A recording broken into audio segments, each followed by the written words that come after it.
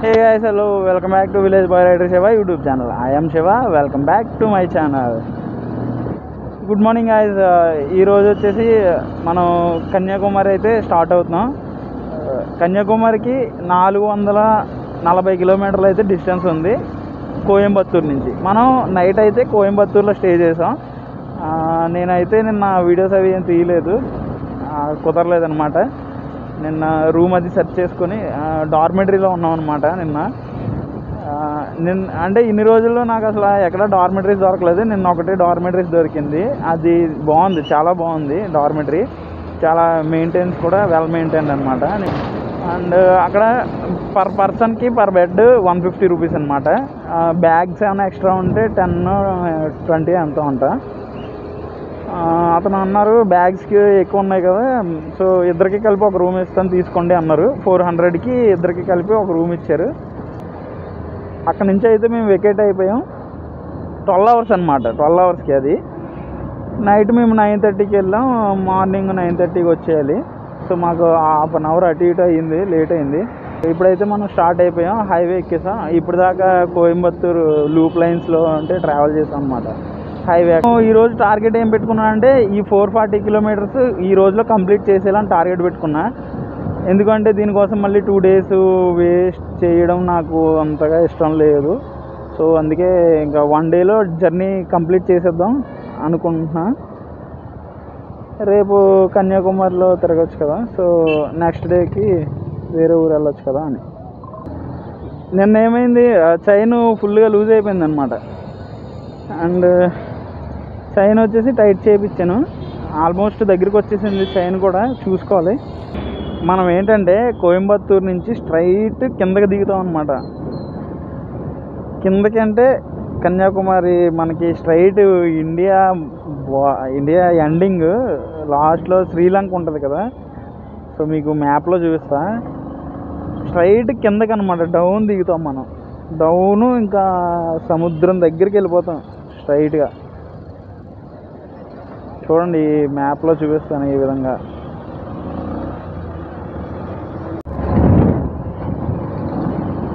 Hey guys, మళ్ళీ మనం ఆ మధురైలోనే ఎక్కాం.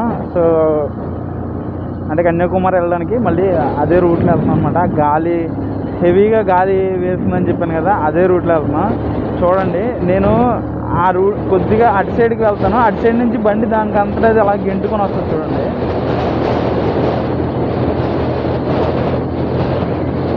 అసలు నేను అటు తిప్పను కూడా తిప్పట్లేదు. గాలికి ఆ బండి ఆ డివైడర్ దగ్గర ఉన్నది ఎంతవరకు వచ్చిందో చూడండి. మళ్ళీ చూపిస్తాను చూడండి.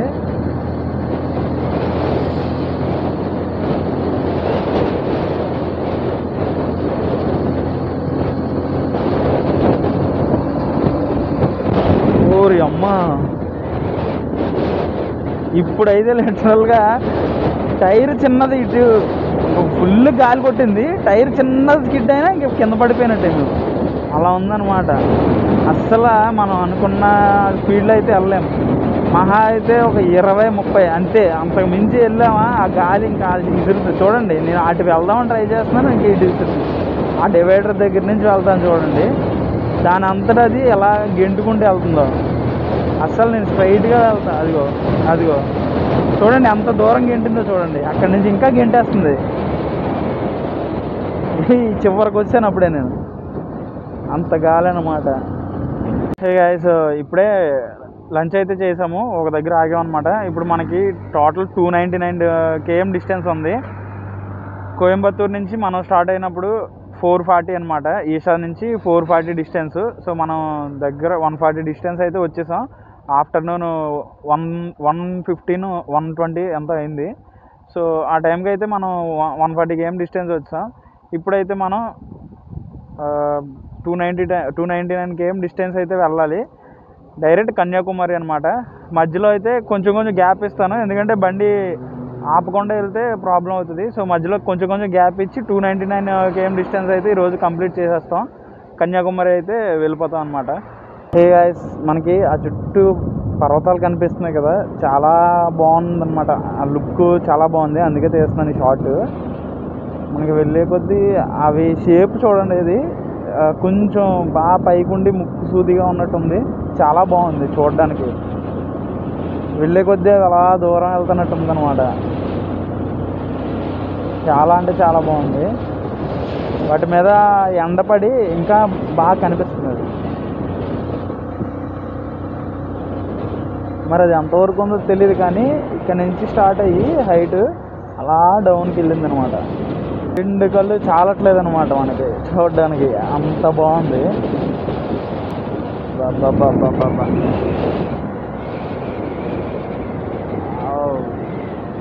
ఏదో పైన గ్రీన్ మ్యాట్ వేసినట్టు, కొంచెం అది నాచుతో ఉన్నట్టు అలా కనిపిస్తుంది. అంటే లుక్ చూడడానికి బాగుంది. మధ్య మధ్యలో గ్రాసీ, అంటే నాచు అన్నాను కదా, ఆ వర్డ్ డిలీట్ చేసి గ్రాస్ అనమాట. ఇప్పుడు క్రికెట్ పిచ్ స్టేడియంలో గ్రాస్ కటింగ్ చేస్తే ఎలా ఉంటుంది, అలా చదువుగా అక్కడక్కడ ప్లేస్లు ఉన్నాయన్నమాట. చాలా బాగుంది, నైస్. ఇక్కడ నుంచి మనం రైట్ తీసుకోవాలి కన్యాకుమారికి. ఇక్కడ నుంచి ఇంకా స్ట్రైట్ అనమాట, కిందకి, రైట్ కిందకి. ఇక్కడ అన్ని బస్సులు కలర్ కలర్ల కింద ఉన్నాయి, బాగుంది. బా ఏం అడ్వర్టైజ్మెంట్ నాయన, ఫుల్ బస్సు అంతా అడ్వర్టైజింగ్.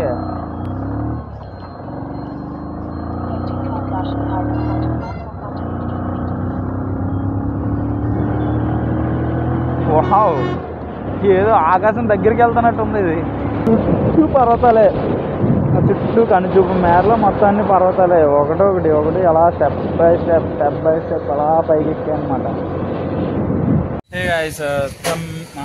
కన్యాకుమారికి ఇంకా ఎంత 193 డిస్టెన్స్లో ఉన్నాం అనమాట. కరెక్ట్గా మనం 106 కిలోమీటర్లు అయితే వచ్చాం. ఇప్పుడు 5:30 అవుతుంది టైము. ఇంకా మనం 193 కిలోమీటర్లు అయితే జర్నీ చేయాల్సి ఉంది కన్యాకుమారికి. 5:30 అయింది. నైట్లో ఏదో ఒక టైంకి వెళ్ళిపోతాం. అండ్ ఇక్కడ నుంచి గాలి ఎక్కువ అనమాట. కన్యాకుమారి వెళ్ళేంత వరకు కూడా రూట్లో గాలి ఎక్కువ, బండి తోసేసేంత గాలి ఎక్కువ వేస్తున్నాయి. ఈ మంత్ అంతా అలాగే ఉంటుందంట, వర్షాకాలం నెల కాబట్టి గాలి ఎక్కువ ఉంటాయంట.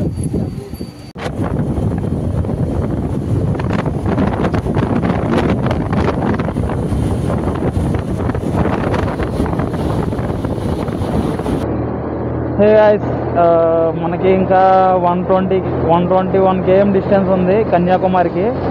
ఇప్పుడైతే నేను 20 km వెళ్ళాక రెస్ట్ ఇస్తాను అనమాట బైక్కి. అంటే 20 కిలోమీటర్ కంప్లీట్ అయితే non stop 100 kilometre ride complete అయినట్టు. సో 100 కిలోమీటర్కి ఒకసారి అయినా గ్యాప్ ఇద్దాం బండికి. ఆల్రెడీ నేను 400 కిలోమీటర్ డిస్టెన్స్లో ఒక 100 కిలోమీటర్ డిస్టెన్స్కి ఆల్రెడీ గ్యాప్ ఇచ్చుకుంటూ అలాగే వచ్చాను. టోటల్ 200 కంప్లీట్ చేసాం. ఇప్పుడు 300 కంప్లీట్ చేయబోతున్నాం అనమాట, 20 కిలోమీటర్ల డిస్టెన్స్లో. చూద్దాం.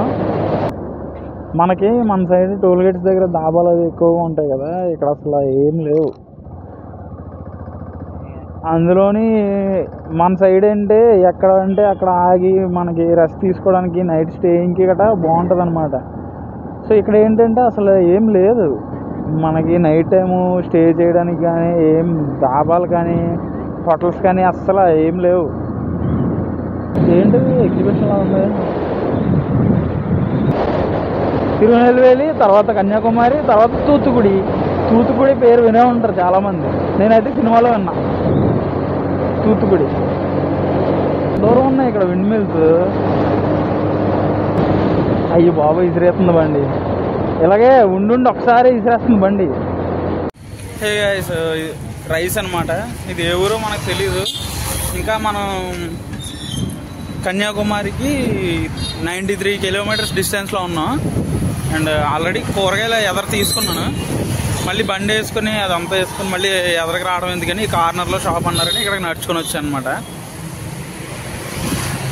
అండ్ ఇప్పుడు మళ్ళీ రైడ్ స్టార్ట్ చేస్తాం. టైం ఎంత అయింది? టైం వచ్చేసి 7:37 అయింది.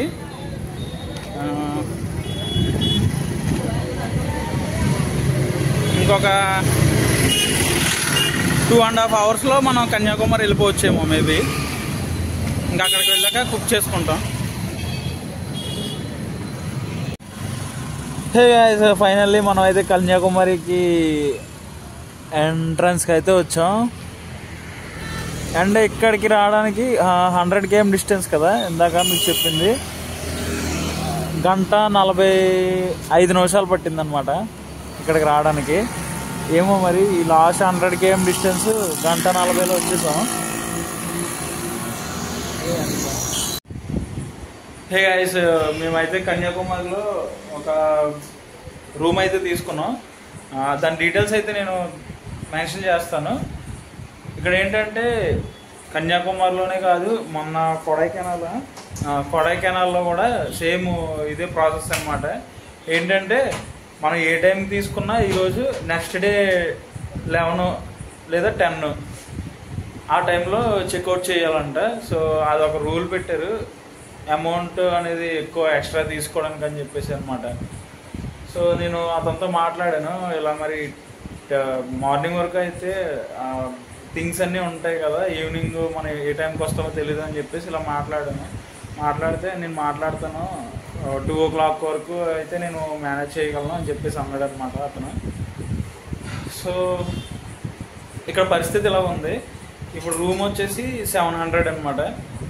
అండ్ రూమ్ డీటెయిల్స్ అవి నేను పెడతా. అండ్ ఇంకేమైనా ఉంటే రూమ్స్ అవి చూసి అవి కూడా మీకు మెన్షన్ చేస్తాను. అండ్ ఇప్పుడైతే రూమ్ ఇలా ఉంది.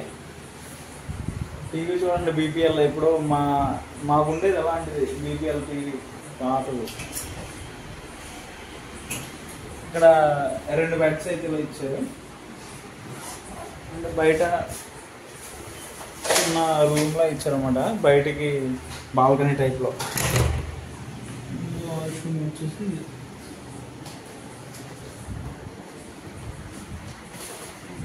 సో 700కి పర్లేదు, కొంచెం నీట్గానే ఉంది. బట్ 24 hours అయితే బాగుండేది. బట్ మార్నింగ్ వరకే అని చెప్పేసి అంటున్నారు. ఇక్కడ అందరూ అలాగే, అంటే అన్ని హోటల్స్ అలాగే ఉంటాయి అని చెప్పేసి అంటున్నాడు అనమాట. హే గైస్, టైం వచ్చేసి 11:30 అయింది. కర్రీ కుక్కర్లో ప్రిపేర్ చేసుకున్నాం అనమాట. ఇది బర్బాటీ కర్రీ, మరి ఇంగ్లీష్లో ఏమంటారో నాకు ఐడియా లేదు. సో బర్బాటీ కర్రీ అయితే చేసుకున్నాం.